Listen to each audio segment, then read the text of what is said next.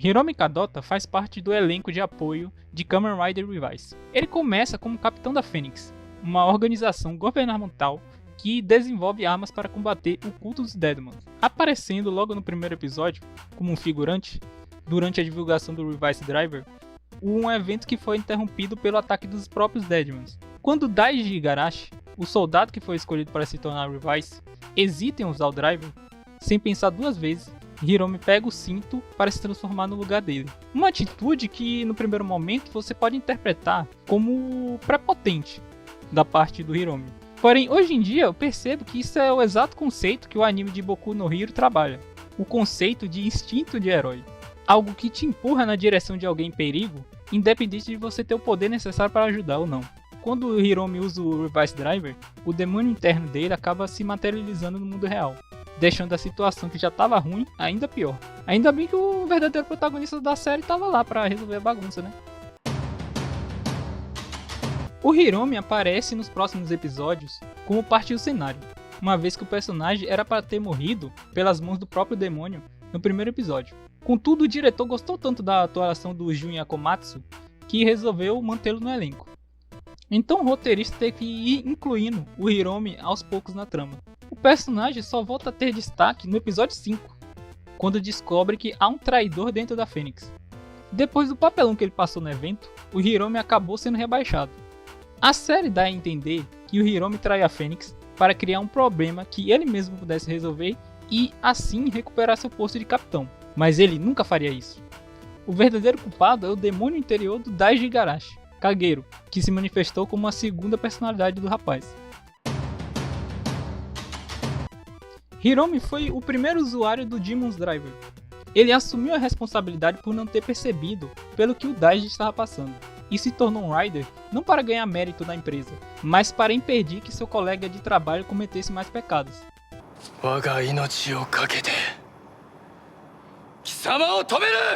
Até o Rev ganhar o primeiro power-up, o Demons era o Rider mais forte da obra, visto que todas as vezes que ele o enfrentava, o Evil ia embora com o rabo entre as pernas.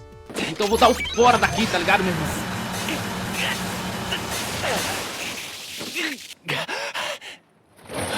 Sumiu! Fora que ele foi o primeiro a conseguir derrotar dois Deadmons ao mesmo tempo. Quando todo mundo descobre que o culpado de tudo não era o Daiji, e sim o Kagero, o Vice possui o corpo do Hiromi apenas para ver o que estava se passando na mente dele. Então nós vemos que, por dentro, o Hiromi estava chorando em posição fetal que nem uma criancinha. Para você ver, o cara tem uma pose de casca grossa, mas ele é, na verdade, uma gema mole. Tanto que assim que o Daiji recupera o controle do corpo, o Hiromi, do nada, vira pra ele e lança que sofria bullying quando era criança. E isso fez ele querer se tornar um herói quando crescesse. A cena é cômica, mas quando você para pra pensar, isso é muito foda, cara. Porque quantos personagens a gente já não viu que usava o fato de ter sofrido bullying como justificativa pra fazer merda? Toda vez que o Hiromi usava outra Vice Temp, o Driver dá um choque nele. Além disso, conforme os outros Riders iam evoluindo, o Demons parecia ficar cada vez mais fraco. Eventualmente a gente descobre que o pai do Hiromi faleceu quando ele era criança. Ele nunca teve alguém para se inspirar, até conhecer o comandante da Fênix, o Akabayashi. Então imagina o choque que o Hiromi levou quando ele descobriu que o cara que ele mais admirava era na verdade um Deadmon que estava passando informações para o culto.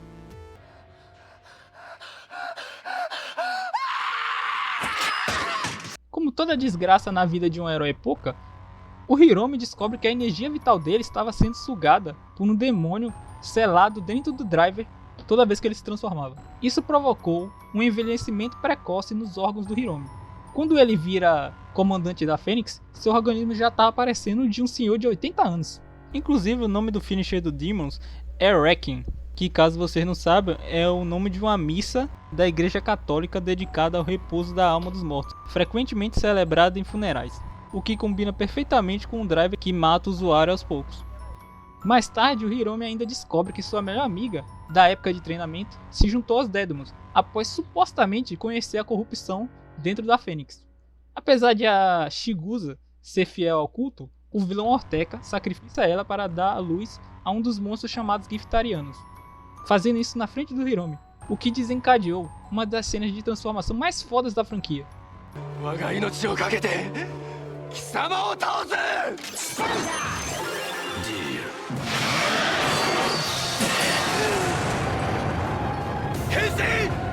Naquele momento, o Hiromi não se importava que o Demon's Driver sugasse o pouco de energia vital que lhe restava, desde que ele pudesse derrotar o Orteka, mas não por vingança, mas para que a alma de sua amiga pudesse descansar em paz, sabendo que o homem que a usou foi parado.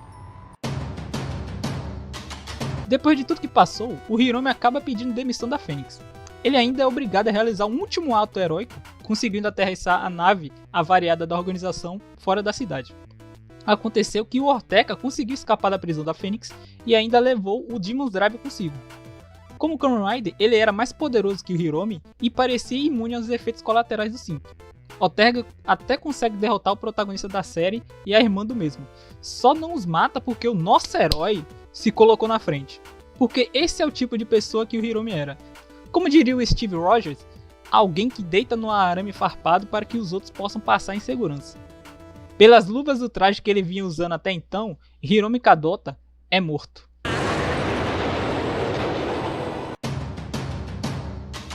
Felizmente descobrimos que o Hiromi não morreu, ele apenas perdeu a memória, ganhando um spin-off onde ele volta a morar com sua avó. Como o Hiromi cresceu sem pai, eu interpreto que o motivo dele querer ser um herói era para inspirar as crianças que não tinham ninguém para servir de exemplo. O que parece ter dado certo, visto que o Daiji, apesar de ter tido um bom pai, nos momentos que ele não sabia o que fazer, ele se perguntava o que o Hiromi faria. Hiromi só retorna à série no episódio 37, em uma cena onde ele segura o braço de Daiji, que estava prestes a socar o próprio irmão. Tadaima. Acontece que o Daiji estava vivendo um arco de vilão dele, pois acreditava que não tinha como derrotar o Giffen, então passou a trabalhar para ele com o objetivo de minimizar as vítimas do monstro. Nesse arco, o Hiromi está se vestindo que nem um idoso. Aqui o ator brilha novamente fazendo uma cara de cansado e colocando certo pesar em suas falas.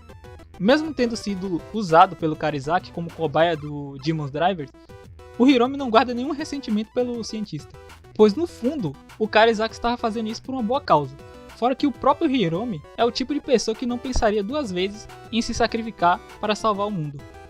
O Hiromi tenta convencer o Daiji a voltar para o lado do bem, e quando o rapaz insiste em permanecer no caminho errado, nosso herói decide trazer ele à força.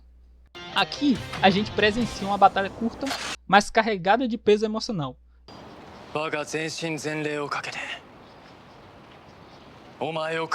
De um lado, temos um Rider na super forma, com o psicológico quebrado, do outro, um Rider na forma base e saúde deteriorada, mas com a mente inabalável. Ao contrário dos protagonistas, o Hiromi não tem genes de alienígena e desde o primeiro episódio nem tem um demônio interior para se lidar. Ele só é um cara normal que se esforça para ajudar os outros, mesmo que isso custasse sua vida. Mesmo traído, ele consegue seguir em frente sem desistir.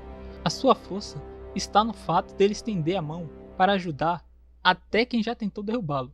Hiromi Kadota mostra que, às vezes, o maior herói de uma obra não é aquele que derrota o vilão mais poderoso no final, e sim aquele que inspira os outros a fazer o que é certo.